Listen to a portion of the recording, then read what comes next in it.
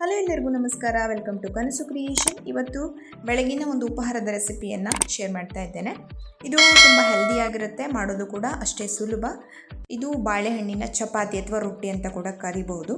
ಹಾಗಿದ್ರೆ ಇದನ್ನು ಮಾಡೋದು ಹೇಗೆ ಅಂತ ನೋಡೋಣ ಬನ್ನಿ. ಮೊದಲನೇದಾಗಿ ನಾನಿಲ್ಲಿ 2 ಬೌಲ್ನಷ್ಟು ಗೋಧಿ ಹಿಟ್ಟನ್ನು ತೊಗೊಂಡಿದ್ದೇನೆ. ಹಾಗೆ ಸ್ವಲ್ಪ ಸಕ್ಕರೆ, ಒಂದು 2ರಿಂದ 3 ಚಮಚದಷ್ಟು ಮೊಸರು ಮತ್ತು 2 ಬಾಳೆಹಣ್ಣು, ಸ್ವಲ್ಪ ಉಪ್ಪು. ಬಾಳೆಹಣ್ಣು ತುಂಬ ಹಣ್ಣಾಗಿದ್ದರೆ ಒಳ್ಳೆಯದು. ಮೊದಲು ಬಾಳೆಹಣ್ಣಿನ ಸಿಪ್ಪೆಯನ್ನು ತೆಗೆದುಬಿಟ್ಟು ಎಲ್ಲವನ್ನು ಕೂಡ ನೀಟಾಗಿ ಈ ಥರ ಸ್ಮ್ಯಾಶ್ ಮಾಡ್ಕೊಳ್ತಾ ಇದ್ದೇನೆ.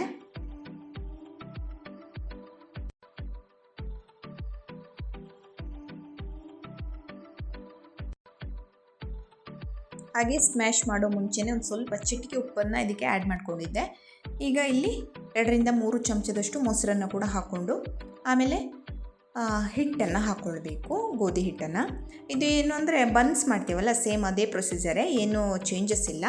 ಬನ್ಸ್ಗೆ ಒಂದು ಸ್ವಲ್ಪ ಸೋಡಾನ ಬೇಕಾದರೆ ಆ್ಯಡ್ ಮಾಡ್ಕೊಳ್ತಾರೆ ಅಥವಾ ಜೀರಿಗೆ ಬೇಕಾದರೂ ಆ್ಯಡ್ ಮಾಡ್ತಾರೆ. ಇದಕ್ಕೆ ಆ ಥರ ಯಾವುದನ್ನು ಆ್ಯಡ್ ಮಾಡಲ್ಲ. ಸೇಮ್ ಬನ್ಸ್ ಹೇಗೆ ಮಾಡ್ತೀವಲ್ಲ ಅದೇ ಥರ ಹಿಟ್ಟನ್ನು ಕಲಿಸ್ಕೊಳ್ಬೇಕು. ಒಂದು ಸ್ವಲ್ಪ ಎಣ್ಣೆ ಮುಟ್ಕೊಂಡು ಈ ಥರ ಚೆನ್ನಾಗಿ ನಾದ್ಕೊಳ್ಬೇಕು. ಚಪಾತಿ ಹಿಟ್ಟಿನ ಹದಕ್ಕೆ ನಾದ್ಕೊಳ್ಬೇಕು. ನಾವು ಬನ್ಸ್ ಮಾಡಬೇಕಾದ್ರೆ ಒಂದು ಸ್ವಲ್ಪ ದಪ್ಪದಾಗಿ ಲಟ್ಸ್ಕೊಳ್ತೀವಿ. ಇದನ್ನು ಸ್ವಲ್ಪ ಚಪಾತಿ ಥರನೇ, ರೊಟ್ಟಿ ಥರನೇ ಸ್ವಲ್ಪ ತೆಳ್ಳದಾಗಿ ಲಟ್ಸ್ಕೊಳ್ಬೇಕು. ಈ ಥರ ಚೆನ್ನಾಗಿ ನಾದ್ಕೊಂಡು ಹಿಟ್ಟನ್ನು ಒಂದು 5ರಿಂದ 10 ನಿಮಿಷದಷ್ಟು ರೆಸ್ಟ್ ಮಾಡಲಿಕ್ಕೆ ಬಿಡಬೇಕು. ನಂತರ ಸ್ವಲ್ಪ ಈ ಥರ ಲಿಂಬು ಗಾತ್ರದಷ್ಟು ಹಿಟ್ಟನ್ನು ತಗೊಂಡು ಈ ಥರ ಉಂಡೆ ಮಾಡಿಕೊಂಡು ಚೆನ್ನಾಗಿ ಲಟ್ಸ್ಕೊಳ್ಬೇಕು. ಚಪಾತಿ ಲಟ್ಸ್ತೀವಲ್ಲ ಅದೇ ಥರ ಸೇಮ್ ಲಟ್ಸ್ಕೊಳ್ಬೇಕು. ಓಕೆ, ನಾನಿಲ್ಲಿ 4 ಉಂಡೆಗಳನ್ನು ರೆಡಿ ಮಾಡಿ ಇಟ್ಕೊಂಡಿದ್ದೆ.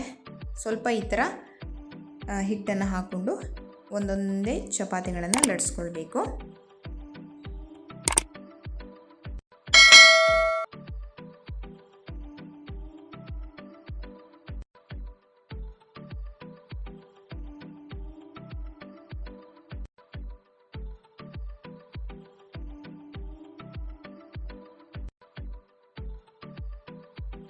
ನಂತರ ಕಾವಲಿಯನ್ನು ಬಿಸಿ ಮಾಡಿಕೊಂಡು ಅದ್ರ ಮೇಲೆ ಒಂದು ಸ್ವಲ್ಪ ತುಪ್ಪ ಅಥವಾ ಎಣ್ಣೆನ, ತುಪ್ಪ ಹಾಕ್ಕೊಂಡ್ರೆ ಚೆನ್ನಾಗಿರುತ್ತೆ, ಹಾಕ್ಕೊಂಡು ಚೆನ್ನಾಗಿ ಬೇಯಿಸ್ಕೊಳ್ಬೇಕು. ಚಪಾತಿ ಹೇಗೆ ಬೇಯಿಸ್ತೀವೋ ಅದೇ ತರಹ. ಇವಾಗ 2 ಕಡೆಯನ್ನು ಕೂಡ ಚೆನ್ನಾಗಿ ಬೇಯಿಸ್ಕೊಳ್ಬೇಕು. ಚಪಾತಿ ಹೇಗೆ ಬೇಯಿಸ್ತೀವಲ್ಲ ಅದೇ ತರಹ.